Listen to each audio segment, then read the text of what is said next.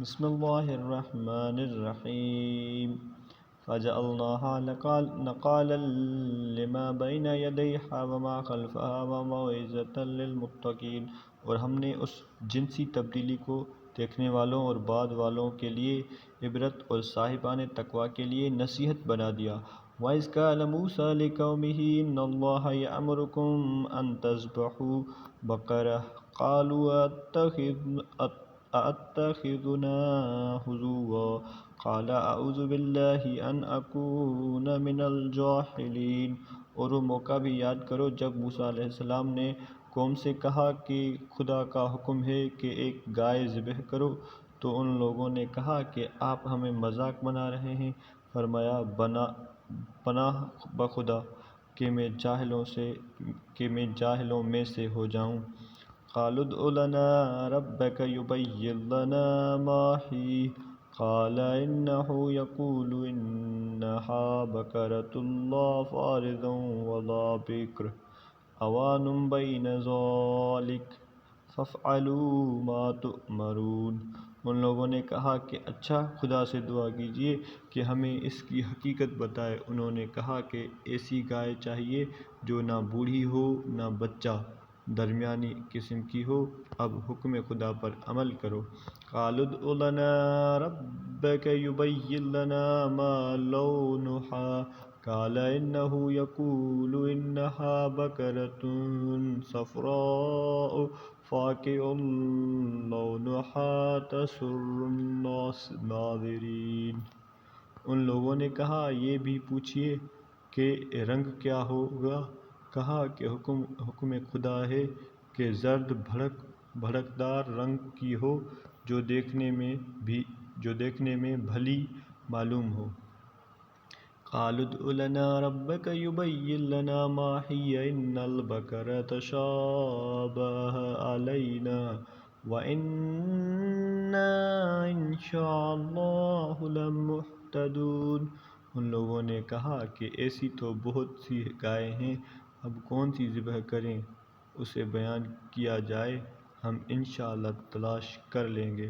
قال إنه يقول إنها بقرة لا ذلول تثير الأرض ولا تسقي الحرث مسلمة لا شية فيها قالوا الآن جئت بالحق فذبحوها وما كادوا يفعلون۔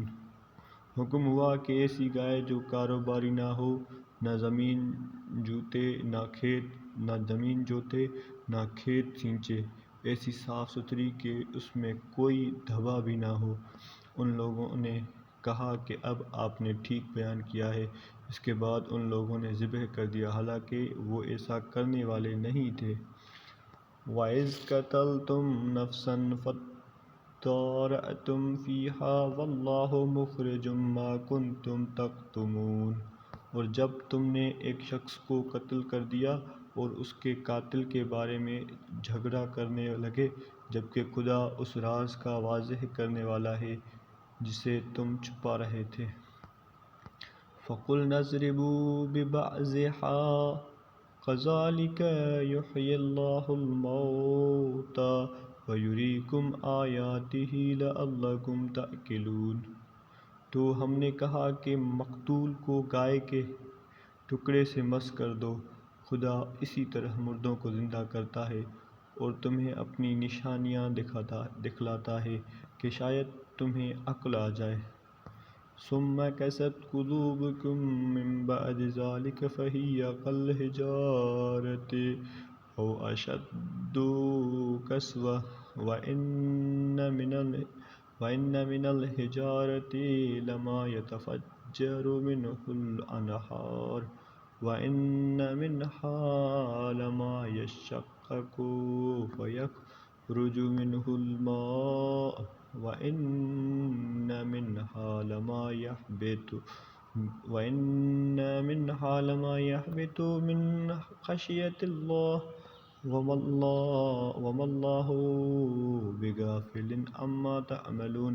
پھر تمہارے دل سخت ہو گئے جیسے پتھر یا اس سے بھی کچھ زیادہ سخت، کہ پتھروں میں سے تو بعض سے نہریں بھی جاری ہو جاتی ہیں اور بعض شگافتہ ہو جاتے ہیں تو ان سے پانی نکل آتا ہے، اور بعض خوف خدا سے گر پڑتے ہیں، لیکن اللہ تمہارے اعمال سے غافل نہیں ہے۔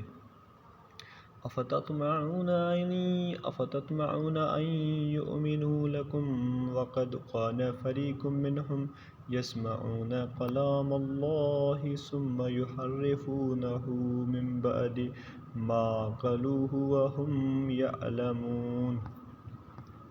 مسلمانوں، کیا تمہیں امید ہے کہ یہ یہودی تمہاری طرح ایمان لے آئیں گے جبکہ ان کے سلاف کا ایک گروہ کلام خدا کو سن کر تحریف کر دیتا تھا، حالانکہ سب سمجھتے بھی تھے اور جانتے بھی تھے۔